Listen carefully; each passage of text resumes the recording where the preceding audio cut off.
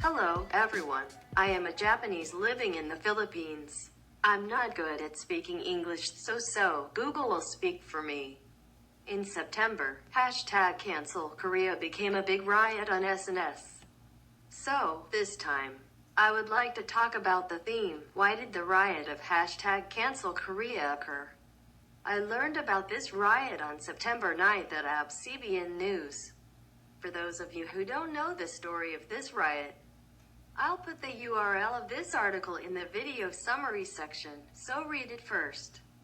First of all, the basis of this riot is the Japan-Korea issue. Therefore, I have to talk about the Japan-Korea issue first, but since it takes a lot of time to explain this, I will briefly explain only the main points. For 35 years from 1910 to 1945, South Korea was under Japanese rule. During that period, Japanese troops treated Koreans like slaves, and women were forcibly taken as comfort women. That is the Korean side's claim, and the South Korean side is demanding an indefinite and unlimited apology and compensation from Japan. On the other hand, the Japanese side argues that the Korean side's claim is different from the fact and presents a number of records and physical evidence that can prove it.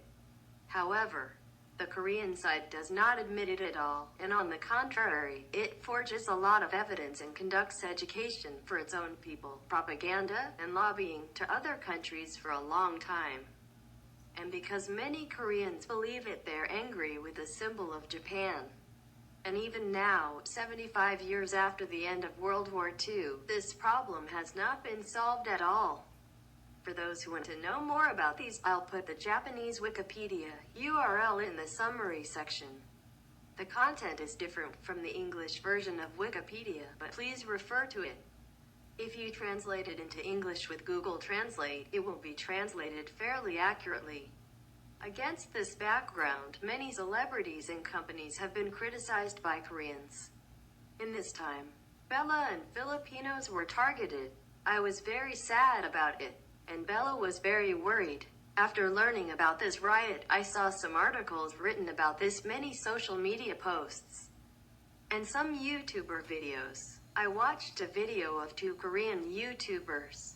They look very intelligent. The rising sun flag is traumatic for many Koreans, so Bella's tattoos made many Koreans uncomfortable. But Bella regrets it, said a female YouTuber. Her video is one of the most watched videos in this riot. The rising sun flag is a symbol of murder, rape, and torture, and has the same meaning as the Nazi flag, explained a male YouTuber. And this foreign couple seems to believe her explanation because they are reviewing this Korean female YouTuber video. At the time of writing this manuscript, the videos of these three people have been viewed 1.85 million times. I want to ask them, is what you said really true? Did you objectively fact-check them? In this way, it is very dangerous that only one of the claims is believed and continues to be spread. President Duterte of the Philippines spoke at the UN General Assembly on the following implications. Many interest groups masquerading as human rights defenders are using human rights as a weapon. When I heard it, I thought the same thing was happening all over the world. Bella was abused by the verbal violence of many Korean racists and forced to apologize.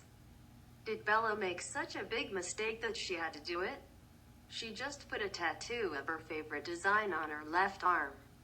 That said, Koreans would say Bella's tattoo is the rising sun flag, which is considered taboo for Koreans. However, that is the fabrication of the Korean side in the first place. I prove it with a simple fact check. After this, I would like to talk about two things. I'm talking factually. I list all the sources in the summary section. The first is about Bella's tattoo design. Lies and truth about the rising sun flag. In the first place, rising sun is a design derived from Japanese mythology and is one of the designs that symbolizes the Japanese god. And it is a lucky design for the Japanese and has been used in paintings, furnishings, and many other things. It was adopted as the military flag of the Japanese Army in 1870. and is now used as the identification flag of the Japan Maritime Self-Defense Force. The identification period is a flag that distinguishes between ordinary ships and SDF ships. Bella talked about the Rising Sun flag tattoo. I was inspired by Jhené Aiko. She was inspired by the Rising Sun flag tattoo on the body of Japanese-American singer Jhené Aiko. At this time, Rising Sun was just one of the coolest designs for her. In Hawaii, we see a lot of people using the red Rising Sun symbol on their clothes, cars, and jewelry, she says. For those people, Rising Sun is just one of the designs. Previously, Hawaii-based Korean-American professional golfer Michelle Wie posted her illustrations on social media as a homage to Japanese culture. Rising Sun was also drawn in the illustration, so many Koreans criticized her violently. In addition, Nike announced the Air Jordan Rising Sun with the Rising Sun designed on the insole. But there was a large boycott in South Korea. I'll talk about this again later, as it will be a ridiculous fabrication case later. For non-Korean people, Rising Sun is just one of the Japanese designs. Of course, no one chooses a t-shirt while worrying about the Japan-Korea issue. And here is the important point. Until 2007, for Koreans, Rising Sun was just one of the designs. The origin of the matter dates back to September 10, 2007. A Korean blogger has begun to claim that one of the members of the K-pop star, Big Bang, who appeared on the TV show is wearing a jacket with the Rising Sun flag on both chests. As far as you can see in the picture, it is clearly a design that imitates the Rising Sun flag. However, the TV show aired in May 2007 and hasn't been talked about at all for about 4 months before the blogger started making noise. The Big Bang, which debuted in 2006, has already become a leading star of K-pop in 2007. He wore a jacket with a design that anyone could see as the Rising Sun flag, but no one talked about it. After that, YG Entertainment, the agency of Big Bang, on the official website, neither the person nor the staff knew the meaning of the Rising Sun flag, so no one pointed out to him. However, it was a mistake that we did not know about it. I sincerely apologize, quote, was posted. Media people, especially TV staff, are always very nervous about these issues. The Rising Sun flag is traumatic for many Koreans, a symbol of murder, rape, and torture, and has the same meaning as the Nazi flag, said two Korean YouTubers. If that is really the common perception of Koreans, can this happen? What is clear here is that all of the people who were there either didn't notice the Rising Sun or didn't know about it. And even though a tremendous number of Koreans were watching it, no one was making noise. By the way, before this riot, before 2006, I couldn't find an article about the Rising Sun flag.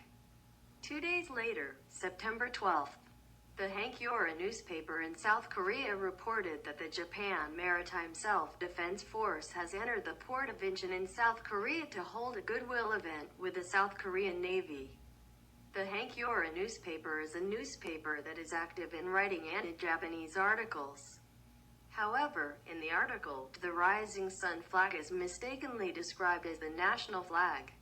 Why? The article doesn't say anything negative about the Rising Sun flag. In other words, it is possible that the reporter of this major newspaper could not distinguish between the Japanese flag and the Rising Sun flag of the Japan Maritime Self-Defense Force. 2 more days later, September 14th, a 5-member group called Incheon Solidarity opposed the entry of the self-defense forces and performed a performance to burn the Rising Sun flag. Why didn't they do it on the 12th? A Japanese self-defense forces ship carrying the Rising Sun flag, which is traumatic for most Koreans, has arrived at the port. If so, these performances should be performed when the SDF ships arrive at the port. Considering the time series, it is easy to speculate that this 5-member group may have learned about the Rising Sun flag in the wake of the riots of Korean bloggers. What's more, the big media didn't write about this. 2 more days later, September 16th, In a radio program where the State of the Studio of SBS Love FM is also released at the same time. The jacket with the rising sun flag decoration worn by singer and actress Hwangbo Hae-jung is reflected in the video, causing a riot on the net became. However, the show aired 8 months ago in January and no one talked about it for 8 months.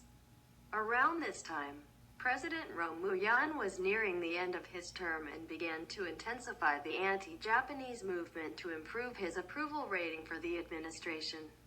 Inferring from these facts, it is reasonable to think that the rising sun flag was a new fuel devised to intensify the anti-Japanese movement for South Korea at that time. In other words, the claim that the rising sun flag is traumatic for the majority of Koreans can only be considered a lie that was forged in the wake of these riots. Bella was abused by many Korean racists for unjustified reasons and was forced to apologize. In the first place, their behavior is crazy, even if that's a good reason. After that, the hashtag sorry to Filipino became a trend, but as far as I can see, no one apologized to Bella. First of all, it must be Bella that Korean racists have to apologize for. She said, "Y'all can attack me. I am okay with that.